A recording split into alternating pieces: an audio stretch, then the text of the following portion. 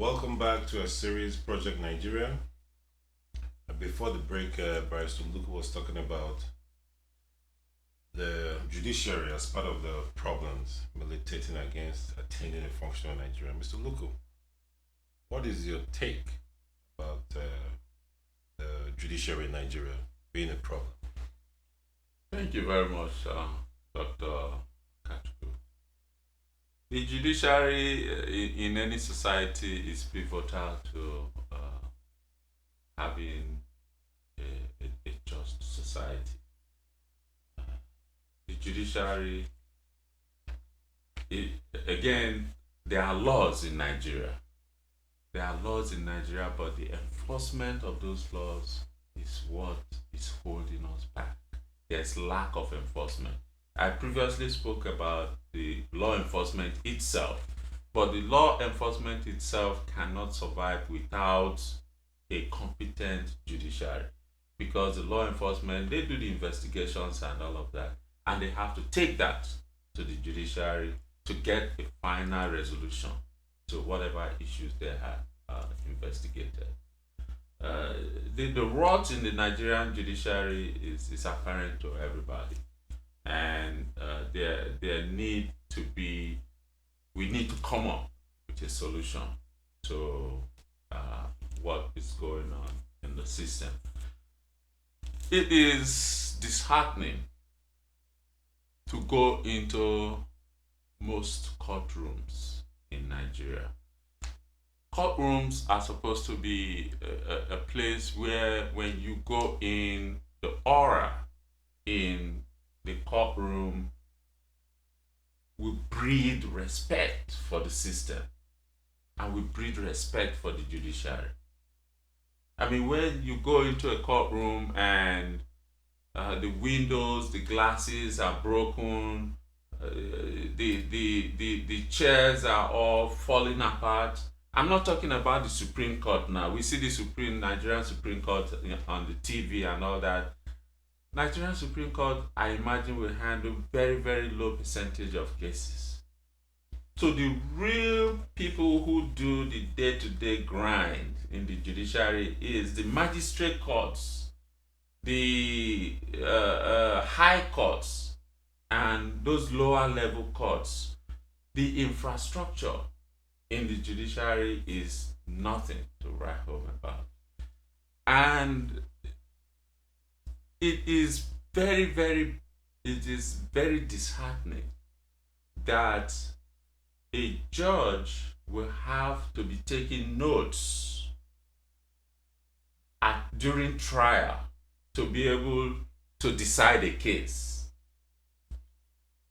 The Nigerian judiciary have to utilize the electronic systems that are in place right now to be able to be competent and to be able to record proceedings enough such that they will be able to make the right decisions and make decisions that will stand, and just decisions.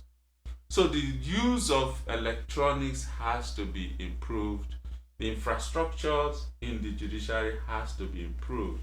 And at this point, I know we will, at later dates, we will profile solutions to these problems. But at this point, I would like to commend the Lagos State government for introducing e-filing and using the electronic system more within the Lagos judicial system. It's a very laudable move, and I hope that other state governments are planning to emulate what the Lagos state government is doing, and they're working on it. I imagine they will be working on it, because there is no going back on going into the electronic electronic system. Now, Mr. Luka, or rather, Barrister Luka, I want to ask you, do you think what you've talked about right now about the judiciary is about the structure in how they function? Now, do you think corruption within the judiciary is a problem within Nigeria? That is, it's a problem that you think is preventing us from attaining that level to be a functional country? Oh yeah, definitely corruption. uh, Corruption has really sunk. I mean, is prevalent in all levels of Nigerian society. So the judiciary is not out of the woods when it comes to corruption. Definitely, that's a problem that the judiciary that we have to look at solving within the judicial system, Nigerian judicial system. Thank you, Mr. Luku. We don't have much time left. Mr. Ochura, do you want to say something about what Ms. Barrister Luku just talked about? Talked about corruption. The judiciary also talked about the infrastructure. Very, They very, have. very briefly and quickly. I quite agree with him. It is saddening to see the state of judiciary and what's obtainable in the lower courts in Nigeria. But it will surprise you'll be very surprised to the amount of money that successive governments have assigned to this infrastructure development at the various levels. But again, it goes back to the value system. This money had been assigned year in, year out in various budgets.